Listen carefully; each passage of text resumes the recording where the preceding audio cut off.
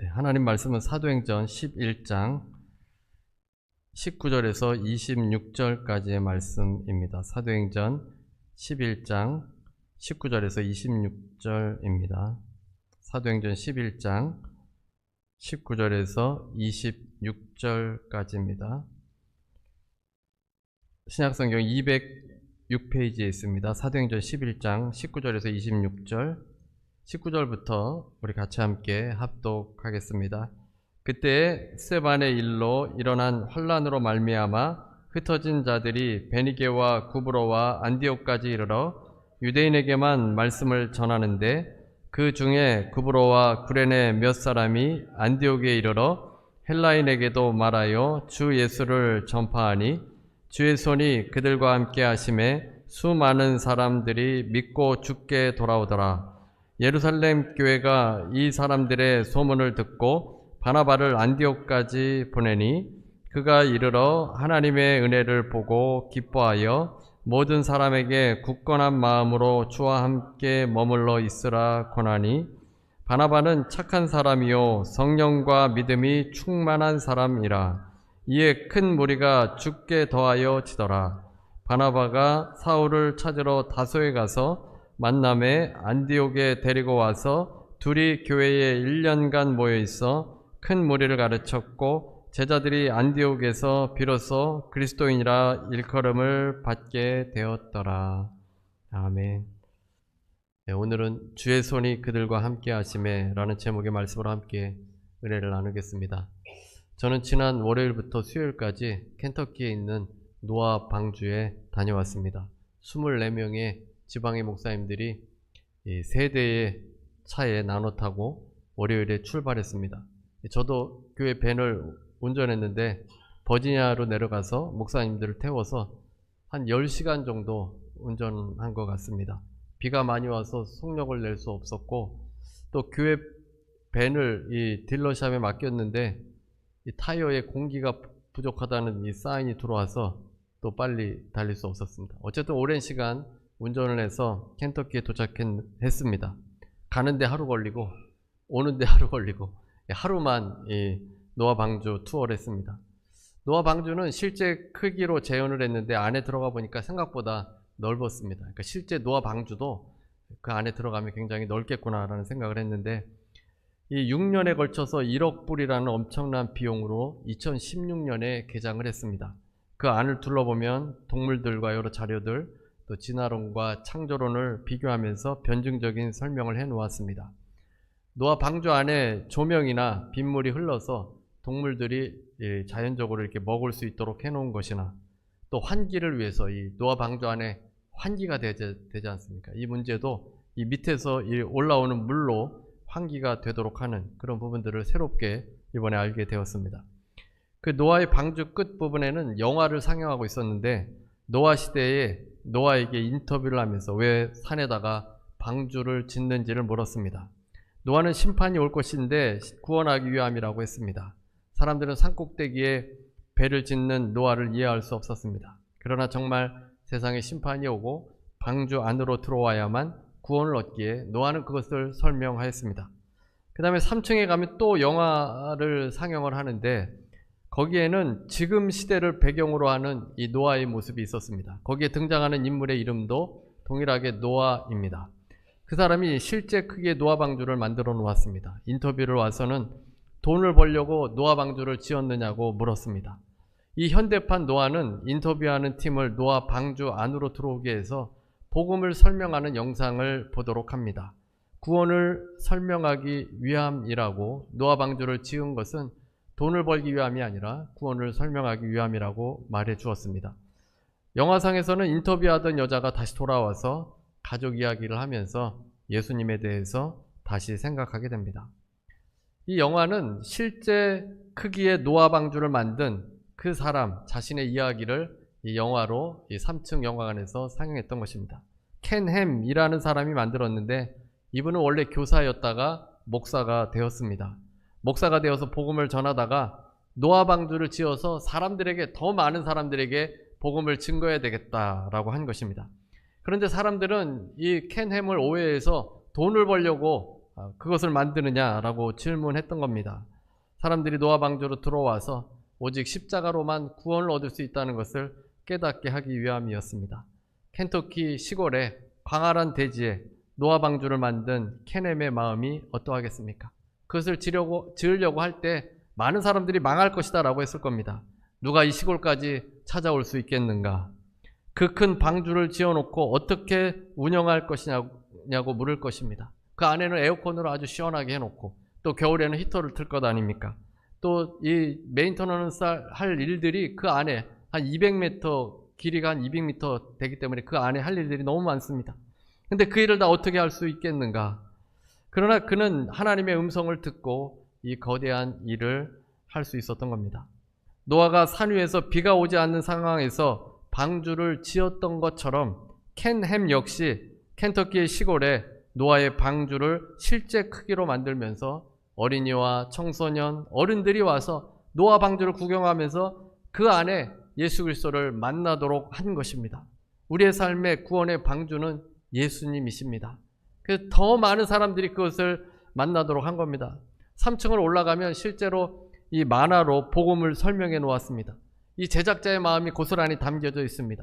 복음이 확산돼서 아이들도 어릴 때부터 학교에서는 이 진화론을 배우는데 창조론을 접하고 복음을 받아들이도록 하기 위함입니다. 전도지가 여러 개 놓여 있고 누구든지 원하면 가져갈 수 있게 해놨습니다. 그래서 심판을 면하도록 이 사람은 켄햄은 방주를 만들었던 것입니다. 여러분에게는 이 하나님 나라를 위한 꿈이 있습니까? 산꼭대기에 배를 짓는 노아와 같이 켄터키의 허허벌판에 1억 불을 들여가며 구원을 전하려는 켄햄과 같이 여러분에게는 이런 꿈이 있습니까? 사람들이 조롱하고 비판해도 하나님이 주신 마음을 가지고 복음을 전하려는 마음이 있습니까? 일부 예배 때는 아멘들을 많이 하시던데 2부 때는 거의 다 조용하시네요. 어쩌면 여러분은 그런 꿈이 없을 수도 있습니다. 어쩌면 그런 꿈은 있어도 실제적으로 행동하지 못할 수도 있습니다. 하지만 여전히 하나님께서는 그런 꿈을 가지고 있던 가지고 있지 않던 실행에 옮기던 옮기지 않던 하나님께서는 여러분을 사용하시고 여러분을 통해서 복음의 역사가 일어나도록 해 주십니다. 우리가 의식하지 못해도 쓰임받고 있는 겁니다. 누군가에게 그냥 한마디 이야기를 했는데 그 이야기가 그 사람의 마음속에서는 열매를 맺어서 복음으로 그가 다시 돌아올 수 있는 그런 일들이 일어납니다. 인간의 역사에 만약이라는 말은 없습니다. 이미 다 벌어졌기 때문입니다. if라는 말은 있을 수가 없습니다. 그래도 우리가 좀 생각해 볼 수 있는데 만약 하나님이 유대인만 구원하고 이방인을 구원하지 않았다면 어떻게 되겠습니까? 우리들은 모두 그리스도인이 될 수 없었을 겁니다. 우리 모두는 구원받지 못하고 세상 사람들과 같이 먹고 사는 거 걱정하다가 죽음을 맞이하게 될 겁니다. 진리도 깨닫지 못하고 하나님 나라도 알지 못하고 영생, 성령으로 충만한 삶도 살 수 없습니다. 어둠 속에서 하나님과 단절하다가 다소간의 기쁨을 누리겠지만 결국 죽게 되어집니다. 2000년 전에 첫 그리스도인들은 이방인들이 구원받을 수 있다라는 그 사실을 알지 못했습니다. 예수님께서도 먼저 유대인으로 오셨고 유대인들에게 하나님의 나라를 선포했습니다. 그래서 잘 몰랐던 겁니다. 짐승과도 같은 이방인들이 어떻게 감히 하나님의 말씀을 들을 수 있고 하나님의 백성이 될 수 있겠는가, 이런 생각조차 하지 못했습니다. 그러나 하나님께서는 이방인들을 사랑하시고 그들을 위한 계획을 세우셨습니다. 이방인이면서도 하나님께 기도하고 구제를 심히 많이 했던 고넬료를 사랑하셔서 베드로를 보내시고 그곳에 주의 성령이 임하도록 해주셨습니다. 그래서 베드로는 내가 세례를 금할 수 없다. 그래서 그 사람들에게 세례를 베풀었습니다. 그리고 예루살렘으로 돌아왔는데 그때 할례자들, 즉 예수님을 믿는 유대인들이 베드로가 돌아왔을 때 비난했습니다. 내가 무할례자의 집에 들어가서 함께 먹었다고 한 것입니다. 이들은 다른 유대인들이 아니라 예수 그리스도를 나의 구주로 받아들이는 크리스찬들입니다. 크리스찬 유대인들, 유대인 성도들이 베드로를 비난한 것입니다. 부정한 그 집에 가서 부정한 사람들과 부정한 음식을 먹고 그들에게 말씀을 증거하다니, 그래서 베드로를 그렇게 비난했던 겁니다. 그래서 베드로는 그 일에 대해서 소상히 설명해 주었습니다. 그 모든 일은 성령께서 하신 일이고 며칠 더 머물러 있으면서 말씀을 가르친 일을 다 이야기를 한 겁니다. 이에 성도들은 잠잠했습니다. 그리고 하나님께 영광을 돌렸습니다. 그리고 이제서야 그들이 깨달았습니다. 하나님께서 이방인에게도 생명 얻는 회개를 주셨다는 것을 깨닫게 된 겁니다. 이제 오늘 본문에 복음이 전파된 장면을 설명해 주고 있습니다. 복음은 예루살렘에만 갇혀 있지 않았습니다. 주님의 말씀대로 예루살렘과 온 유대와 사마리아와 땅끝까지 복음이 퍼져나가게 되었습니다. 사도행전 11장 19절입니다. 그때 스데반의 일로 일어난 환란으로 말미암아 흩어진 자들이 베니게와 구브로와 안디옥까지 이르러 유대인에게만 말씀을 전하는데, 사도행전 4장에 보면 스데반 순교 후에 예루살렘 교회는 박해가 일어났습니다. 흩어진 사람들이 두루다니며 복음을 전했습니다. 이들은 이방인 지역에 가서도 복음을 전했는데 이방인에게 복음을 전한 것이 아니라 같은 민족이었던 유대인들에게 복음을 전했습니다. 회당에 가면 유대인들이 모이니까 그곳에 가서 복음을 전한 겁니다. 베니게, 구브로, 안디옥까지 가서 유대인에게만 복음을 전했습니다. 그런데 회당이 아닌 유대인들이 아닌 이 이방인에게 복음을 전하는 사람들이 있었던 겁니다. 사도행전 11장 20절 말씀입니다. 그 중에 구브로와 구레네 몇 사람이 안디옥에 이르러 헬라인에게도 말하여 주 예수를 전파하니, 안디옥에서 헬라인에게도 이방인에게도 예수님을 증거하는 사람들이 있었던 겁니다. 유대인 성도들, 유대인 크리스찬들이 회당에서만 유대인들에게 복음을 증거했는데 이방인인 헬라인에게도 복음을 전한 것입니다. 사실 자신들도 뭐 큰 기대를 하지 않고 이방인에게 복음을 전했을 수도 있습니다. 그런데 그 복음을 전할 때 하나님의 손이 함께하여서 놀라운 기적이 일어나게 됩니다. 사도행전 11장 21절입니다. 주의 손이 그들과 함께 하심에 수많은 사람들이 믿고 주께 돌아오더라. 하나님의 손이 복음을 전하는 유대인 성도들과 함께하여서 수많은 사람들이 주님께 돌아왔습니다. 한두 사람이 아닙니다. 그저 몇 사람이 아닙니다. 몇십 명이 아닙니다. 수많은 사람들이 주님께 돌아온 것입니다. 하나님의 손이 함께했다라고 성경은 전하고 있습니다. 인간의 노력으로 회심하게 하려고 했다면 실패했을 겁니다. 그러나 하나님의 손이 함께 하실 때 이런 역사가 일어나게 되었고 이제 이방인 선교가 열리게 된 것입니다. 그런데 이방인 선교가 사도들의 주도하에 일어났습니까? 베드로와 바울이 주도한 것입니까? 사도들이 주님께서 승천하신 후에 유대와 사마리아와 땅끝까지 이르러 내 증인이 되라고 했으니까 이들이 모여서 이방 땅에 복음을 전해야 되겠다라고 선교팀을 조직한 것입니까? 그렇지 않았습니다. 만약 예루살렘 교회에 박해가 없었다면 어떠했겠습니까? 예루살렘 교회가 선교 정책을 마련하고 이 안디옥과 같은 곳에 이방 땅에 복음을 전하자 이렇게 결코 그렇게 하지 않았을 겁니다. 오히려 유대인들은 예루살렘, 자신의 터전이었던 예루살렘에 머물러서 그곳에서만 복음을 전했을 겁니다. 부정한 사람들, 짐승 같은 이방인들에게 복음을 전한다는 것이 유대인들에게는 힘든 일이었습니다. 예루살렘 교회에 박해가 오게 되자 성도들은 강제적으로 예루살렘을 떠나서 각지에 흩어져 전도자로 살 수 있었던 것입니다. 성령께서 인도하시는 대로 가고 복음을 전할 때 하나님의 손이 함께해서 큰 열매를 거둘 수 있었던 것입니다. 어떻게 보면 이 모든 일이 우연히 일어난 것 같습니다. 예루살렘 교회에 박해가 오고 그냥 뿔뿔이 흩어지고 유대인 성도들이 회당에서만 복음을 전하다가 그냥 헬라 사람들에게 복음을 전했는데 예수님을 믿게 되고 그 수가 많아진 듯하게 보여집니다. 그러나 성경은 하나님의 손이 함께 했다라고 전합니다. 하나님께서 인류가 구원을 얻도록 복음이 확산되도록 하나님의 손이 그들과 함께 했다는 것입니다. 이 사람들로 인해서 안디옥 교회가 세워집니다. 안디옥 교회는 이스라엘 영토 밖에 이방 세계 가운데 세워진 최초의 이방인 교회입니다. 이 장면이 우리에게는 별로 와닿지 않고 우리는 별 감흥 없이 이 말씀을 읽어내려 갈 수 있지만 하늘에서는 이 장면이 놀라운 장면이었습니다. 복음이 예루살렘에 갇혀 있지 않고 안디옥까지 퍼져서 안디옥에 하나님의 교회가 세워진 것입니다.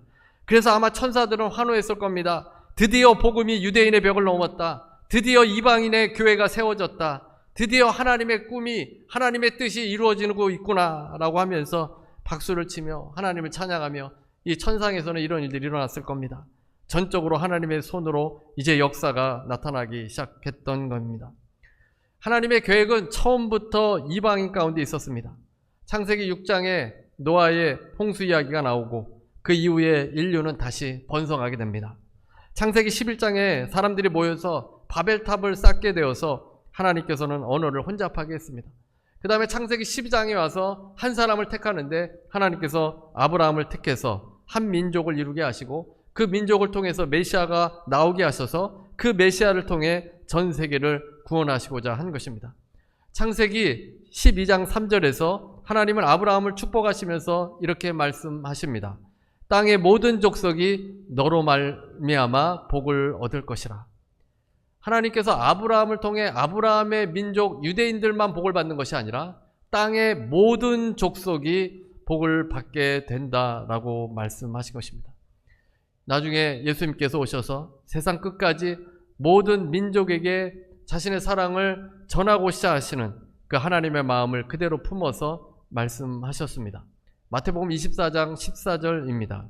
이 천국 복음이 모든 민족에게 증언되기 위하여 온 세상에 전파되리니 그제야 끝이 오리라. 우리가 사는 이 세상이 심판은 언제 오냐면 복음이 모든 민족에게 전파될 때 온다는 것입니다. 어제 뉴스에 보니까 또 지구의 자전축이 이게 약간 더 기울어졌다고 하더라고요. 지하수를 많이 써가지고 그렇다는데 그런 것으로 인해 심판이 오는 게 아니라 어떻게 심판이 옵니까? 모든 민족, 모든 족속에게 복음이 전파될 때 하나님의 마음이 전 세계 모든 민족에게 복음이 전파되기를 원하시는 겁니다. 사도행전 1장 8절에도 보면 예수님께서 하늘로 올려가시면서 제자들에게 동일한 명령을 하십니다. 1장 8절입니다. 오직 성령이 너희에게 임하시면 너희가 권능을 받고 예루살렘과 온 유대와 사마리아와 땅끝까지 이르러 내 증인이 되리라. 하나님의 관심사가 무엇인지 드러납니다. 명확합니다. 하나님께서 이 땅에 계획하신 것은 이방 땅에도 복음이 전파되어서 모든 사람이 구원을 얻도록 하기 위한 것입니다. 하나님께서 인간의 역사를 주도하신 이유도 이 모든 세상에 주의 복음이 임하게 되기를 이끌고 가고 있습니다. 작년에 우리 교회 부흥회에 오셨던 차준희 교수님은 6개의 키워드로 읽는 이사야서라는 책에서 구약 이사야 선자가 선교적 예언자라고 했습니다. 구약하면 우리가 무조건 유대인들만 하나님께서 지키시고 보호하시고 복을 준다고 생각하는데 선교적인 마음이 이사야에 있었다는 것입니다. 이사야 말씀에 애굽에 대한 말씀이 있습니다. 애굽은 이집트이고 이방 땅입니다. 이사야서 19장에서는 이집트를 향한 심판의 말씀이 있습니다. 그래서 이집트에게 멸망이 올 것이라는 예언인데 이집트 사람들이 그 심판으로 인해서 두려워 떤다고 했습니다. 그런데 이집트 땅에서 가나안 방언을 말한다고 했습니다. 가나안 방언이란 히브리어를 말합니다. 이집트 땅에서 히브리어가 들리고 하나님을 가리켜 맹세하는 5성읍이 생기고 이집트 땅에 하나님을 섬기는 도시가 생긴다는 것입니다. 이사야서 19장 19절입니다. 그날에 애굽 땅 중앙에는 여호와를 위하여 제단이 있겠고 그 변경에는 여호와를 위하여 기둥이 있을 것이요. 이사야는 놀라운 꿈을 꾸고 있습니다. 이집트 땅 중앙에 하나님을 위한 제단이 생기는 꿈입니다. 이 많은 신들을 섬기고 우상을 예배하는 그 이집트가 하나님을 섬기는 그 꿈을 꾸고 있는 겁니다. 누구도 상상하지 못했던 꿈을 이사야가 꾸고 있습니다. 이사야는 이집트 국경에도 하나님의 신앙을 증언하는 기둥이 세워질 것을 내다보았습니다. 이사야 19장 20절입니다. 이것이 애굽 땅에서 만군의 여호와를 위하여 징조와 증거가 되리니 이는 그들이 그 압박하는 자들로 말미암아 여호와께 부르짖겠고 여호와께서는 그들에게 한 구원자이자 보호자를 보내사 그들을 건지실 것임이라. 구원자이자 보호자를 보내서 애굽을 건져내실 것이라는 겁니다. 애굽에게 심판이 임하게 될 텐데 이제 그것에도 구원이 임한다는 겁니다. 하나님께서 하나님의 백성 이스라엘 백성들에게 주신 말씀이 아니라 지금 애굽 백성에게 주신 말씀입니다. 이집트 사람이 하나님을 부르면 그들에게 구원자를 주고 그들에게 구원을 주신다라는 말씀입니다. 그런데 애굽에게 이렇게 행하는 것은 참으로 유대인들에게 있어서 이상한 일입니다. 사사시대에 이스라엘 백성들이 하나님께 부르짖으면 하나님께서 구원자를 보내셔서 이스라엘 백성들을 구원해 주셨습니다. 그런데 이스라엘 백성들에게 하듯이 하나님께서 애굽 백성, 이집트 백성들에게도 해 주신다는 말씀입니다. 이집트 사람들을 이스라엘 사람들과 동등하게 대우해 주시겠다는 것입니다.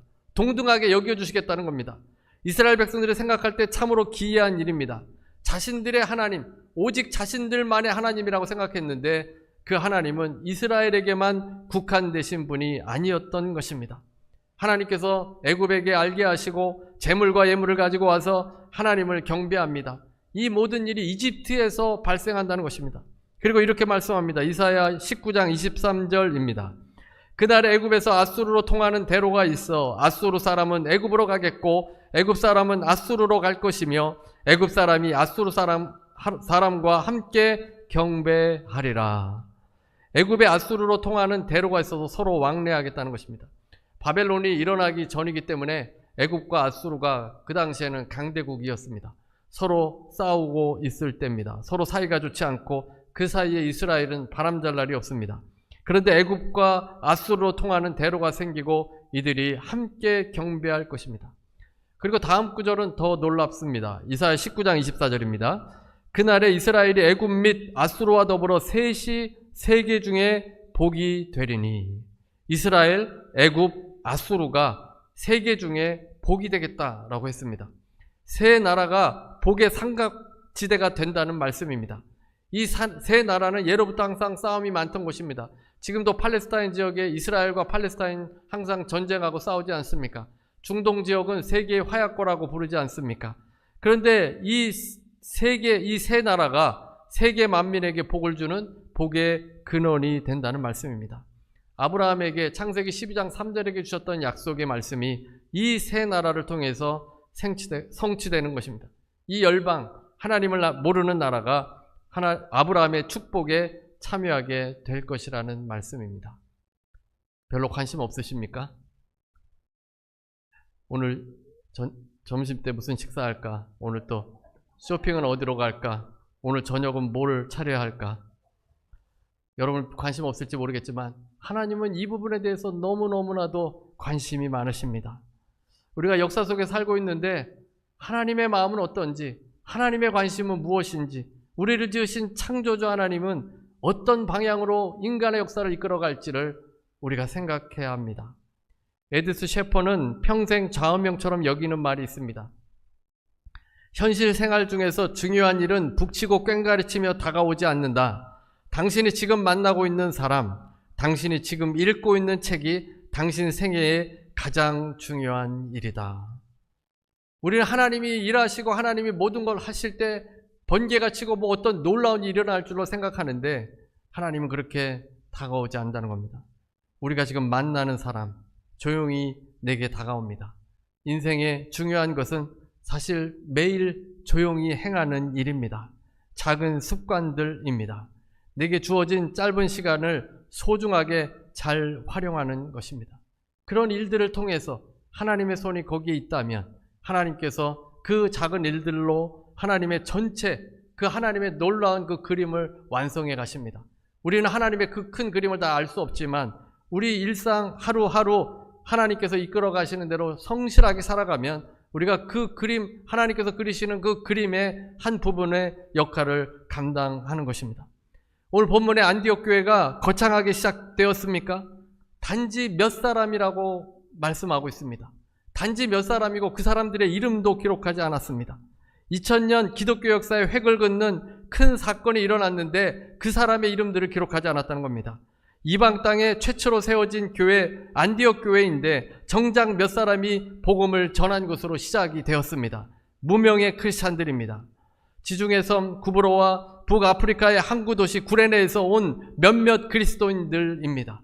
그들로 인해서 태동된 교회는 성령으로 충만하여 이방인 선교를 잘 감당했고 500년 정도 지속되어서 그 이방 사역, 이방 선교 사역을 감당하는 소중한 일들을 했습니다. 하나님의 손이 그들과 함께 있기 때문입니다. 그들을 붙들고 계셨던 하나님의 손은 천지를 창조하신 손입니다. 그 손에 붙들리기만 하면 우리처럼 미약하고 이름 없는 사람이라 할지라도 놀라운 일을 이룰 수 있다는 것입니다. 이렇게 연약한 사람들, 이스라엘 백성들에게 주신 말씀은 이사야 43장 19절 말씀입니다. 보라, 내가 새 일을 행하리니 이제 나타낼 것이라. 너희가 그것을 알지 못하겠느냐? 반드시 내가 광야의 길을, 사막에 강을 내리니 척박한 땅, 풀 한 폭이 잘 나지 않는 광야, 그곳에 주님께서는 길을 내고 강을 만드신다는 것입니다. 평범한 성도들을 통해서 주님께서 길을 내고 강을 만들어 내십니다. 우리의 능력이나 우리의 지능이나 우리의 어떤 환경을 바라볼 필요 없다는 겁니다. 하나님의 손이 함께할 때 불가능이 가능하게 바뀌어집니다. 광야라도 강이 흐를 수 있는 놀라운 지역으로 바뀐다는 겁니다. 우리가 전체적인 그림을 볼 수 없지만 일상을 살아갈 때 성령께서 이끌어 주시는 대로 선한 일을 행한다면 하나님의 손이 그곳에 함께해서 놀라운 일을 이루어 주십니다. 여러분도 이러한 꿈을 갖고 하나님의 마음을 붙들고 나아가셔서 하나님께 쓰임받는 인생 되시기를 주님의 이름으로 축원합니다. 우리 찬송가 545장 찬송 부르시겠습니다. 우리가 믿음으로 보이지 않아도 하나님의 손이 함께하는 것 믿고 담대한 믿음으로 나아갈 수 있도록 찬송가 545장 찬송 부르시고 기도하는 시간 갖도록 하겠습니다.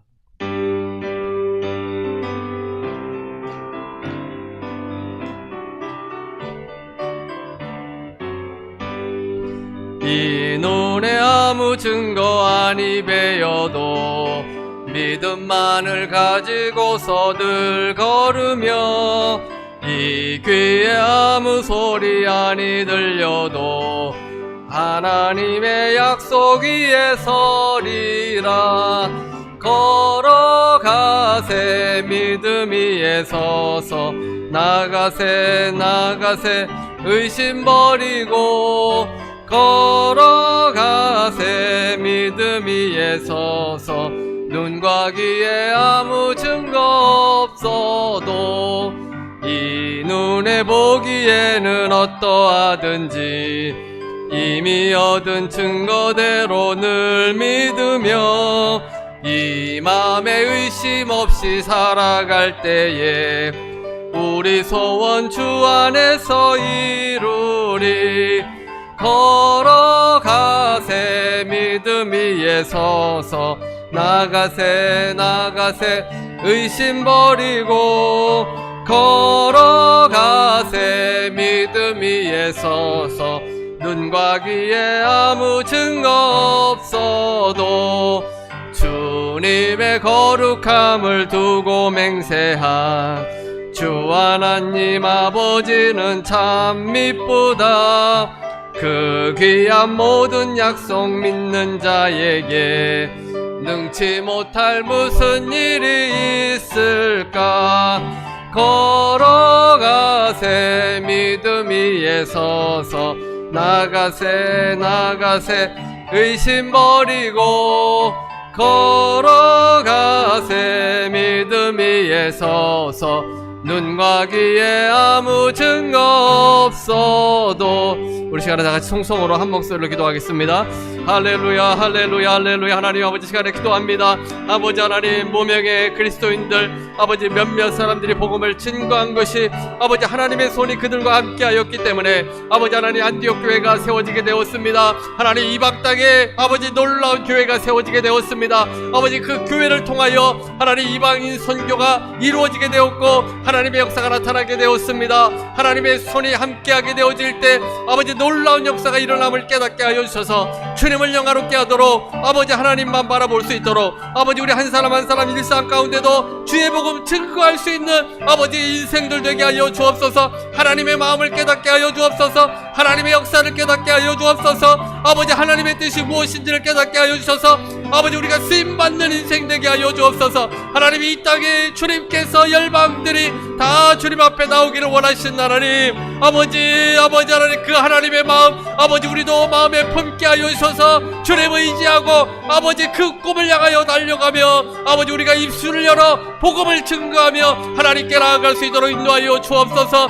아버지 하나님 열방에 아버지 주님의 마음이 있음을 깨닫게 하여 주옵소서. 아버지 열방의 복음이 증거되기 전까지 아버지 우리에게 이 땅에 아버지 심판이 오지 않는 줄로 믿사오니 아버지 우리가 입을 열어 복음을 증거하고 아버지 다른 인종에게도 복음을 증거하며 아버지 우리의 일상의 삶 가운데 아버지 주님께서 이끌어 주시는 대로 나아갈 수 있도록 아버지 우리 한 사람 한 사람 붙잡아 주시고 성령으로 충만하며 아버지 이 사명을 향해 나아갈 수 있도록 아버지 예루살렘과 온 유대와 사마리아와 땅 끝까지 이르러 주의 복음 증거하는 아버지 온전한 교회가 되어질 수 있도록 인도하여 주시옵길 원합니다. 아버지여 도와주옵소서. 성령 충만하고 말씀으로 충만하여 아버지 우리에게 주신 사명 잘 감당할 수 있도록 아버지여 인도하여 주시옵길 원합니다. 아버지여 인도하여 주옵소서. 아버지 우리 인생의 아버지 그 동기를 아버지 하나님 인생의 사명을 깨닫게 하여 주시고 아버지 우리가 무엇을 해야 할 건지를 깨닫게 하여 주옵소서. 아버지 하루하루 살아가며 하나님의 뜻을 증거하고 하나님의 뜻을 전파하며 오직 주 예수 그리스도 아버지 우리를 죽음에서 살리신 그 주님을 증거하는 하나님의 자녀들 되어질 수 있도록 인도하여 주옵소서. 할렐루야 할렐루야 할렐루야. 하나님 감사합니다. 아버지 이 시간에도 인도하여 주심을 감사합니다. 아버지 지체들 아버지 위해서 기도합니다. 아버지 하나님 여러 문제들이 있습니다. 하나님 인생의 아버지 하나님 여러가지 문제들 다 주님 앞에 내려놓기를 원합니다. 아버지 불가능을 가능케 만드신 하나님 아버지 우리가 기도하고 나아갈 때 하나님께서 역사하여 주옵소서. 아버지 광야에 길을 내고 사막에 강을 내시는 그 하나님 아버지 우리의 삶에 아버지 우리의 기도에 아버지께서 역사해 주시고 인도하여 주실 줄로 믿습니다. 하나님의 능력이 나타날 줄로 믿습니다. 아버지 우리 아버지 염려하고 걱정하는 거 다 주님 앞에 내려놓게 하여 주시고 이 시간에 기도할 때 하나님의 역사가 일어나서 하나님의 손에 함께 하여서 아버지 하나님 놀라운 은혜가 임하게 하여 주시고 변화의 역사가 일어나게 하여 주옵시고 성장의 역사가 일어나게 하여 주옵소서. 아버지 가정이 변화되고 일터가 변화되고 아버지 우리 인생이 변화되고 우리의 마음이 변화되어 아버지 성령으로 체험받는 아버지 역사가 일어나게 하여 주옵소서. 아버지 우리의 환경이 척박한 땅이라 할지라도 풀 한 폭이 잘 나지 않는 광야와 같다 할지라도 아버지 길을 내고 광야에 아버지 물을 내시는 그 하나님 바라보며 아버지 하나님 우리가 기도하며 나아갈 수 있도록 아버지 은혜를 더하여 주옵소서. 산과 같은 문제도 해결받을 줄로 믿습니다. 아버지 하나님 병마가 떠나가게 될 줄로 믿습니다. 아버지 몸이 온전하게 되는 역사가 일어날 줄로 믿습니다. 아버지 마음의 문제 아버지 하나님 생각의 문제 다 주님 앞에 내려놓게 하여 주시고 이 시간에 기도하고 간구할 때 하나님의 역사가 일어나고 하나님의 손길이 임하여서 치료 안 받는 역사가 일어나게 하여 주옵소서. 문제 해결의 역사가 일어나게 하여 주옵소서. 아버지 우리가 주님의 뜻대로 쓰임받기 위해 하나님 아버지 이웃에게 나눌 수 있는 많은 간증거리를 허락하여 주시고 아버지 주님의 은혜를 나눌 수 있도록 하나님의 역사하심을 체험하고 성령을 체험하고 나아갈 수 있도록 아버지여 도와주시옵길 원합니다. 할렐루야 할렐루야 할렐루야. 하나님 감사합니다. 아버지 함께 하시고 인도하심을 감사합니다. 아버지 붙잡아 주시고 아버지 놀라운 은혜로 아버지 함께 해주시고 인도하여 주옵소서. 할렐루야 할렐루야 할렐루야 할렐루야 할렐루야. 아버지 감사합니다. 문제를 가지신 분은 가슴에 손을 얹으시기 바랍니다. 아픈 곳이 있으신 분은 아픈 곳에 손을 얹으시기 바랍니다. 제가 기도하겠습니다. 사랑의 하나님, 연약한 사람들, 이름 없는 사람들, 그 성도들을 통해서 안디옥 교회를 세우시고 이방인 사역의 교두보로 삼으셨습니다. 아버지 우리가 부족하고 어리석고 아버지 하나님 능력이 부족하다 할지라도 주님께서는 새 일을 행하신다고 하셨습니다. 광야에 길을 내시고 강을 만드신다고 하셨습니다. 아버지 오직 주님만 의지하며 사는 인생 되게 하여 주시고 아버지 우리 일상 가운데도 복음의 확장의 역사들이 일어나도록 인도하여 주시옵소서. 아버지 지체들을 위해서 기도합니다. 아버지 마음에 걱정하고 염려하는 문제들 다 주님 앞에 내려놓기를 원합니다. 아버지 또 병으로 고통당하는 지체들도 있습니다. 주님의 손이 그곳에 임하여서 치료 안 받는 역사가 일어나게 해 주시옵소서. 예수 이름으로 명하노니 모든 병만은 떠나갈지어다. 예수 이름으로 명하노니 머리부터 발끝까지 강건하게 될지어다. 예수 이름 명하노니 연약한 부부들은 강하게 될지어다. 심장은 튼튼하게 될지어다. 치료 안 받을지어다. 아버지 문제를 놓고 기도합니다. 아버지 하나님 도와주옵소서. 예수 이름 명하노니 마음의 문제 또 생각의 문제, 일터와 가정의 문제 예수 이름 명하노니 떠나갈지어다. 흑암의 세력은 떠나갈지어다. 아버지 도와주옵시고 인도하여 주셔서 늘 주님의 뜻 가운데서 합력하여 선을 이루시는 그 하나님 붙들고 담대한 믿음으로 나아갈 수 있게 하여 주시고 우리의 모든 일상에 하나님의 손이 임하여서 아버지 불가능이 가능케 되는 귀한 역사들이 일어나도록 주님 도우시고 인도하여 주옵소서. 지금은 우리 주 예수 그리스도의 무한하신 은혜와 아버지 하나님의 극진하신 사랑과 보혜사 성령님의 교통하시고 내주하시고 충만케 하심이 오늘 함께 드리는 모든 성도들 위해, 개인, 가정, 일터 위에 주님의 손으로 무명의 크리스찬들을 통해서도 역사하심을 믿는 모든 주의 성도들 위해 지금부터 영원토록 함께 있을지어다.